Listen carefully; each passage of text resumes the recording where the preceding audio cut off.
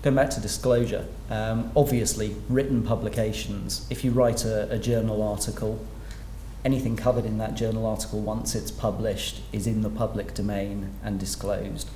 But nowadays it's also very important to think about blog posts, Facebook, Twitter, any manner of ways in which one could disclose the core of your technology which you might later want to patent, and at that point we'll sadly find you can't.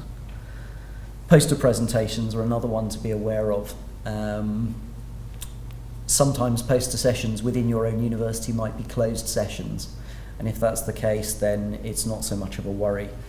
But if there are people from visiting universities or people from other external organisations, that can count as a disclosure and again prevent you patenting.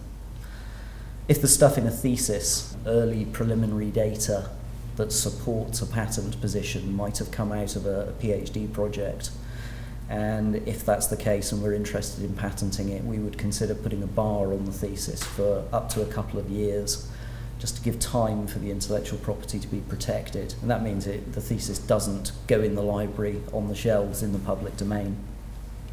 Oral presentations too. That goes with poster presentations really. Obviously if you talk about it at a conference, you've put it into the public domain. And finally, talking to your friends. This is one that is less likely to cause a significant problem if they are your friends.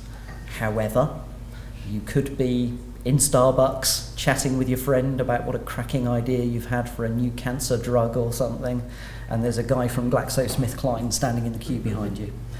And nothing would happen in the first instance, but if your drug becomes a blockbuster drug and suddenly is worth billions, that's when these people will come out of the woodwork and claim that it was pre-disclosed and hence your patent is invalid.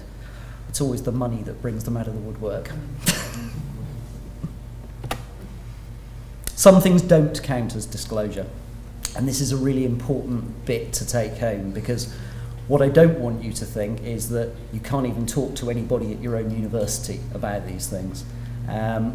Talking to patent professionals, talking to your co-inventors, talking with your research office, if you're an employee of the university, all of those things are absolutely fine.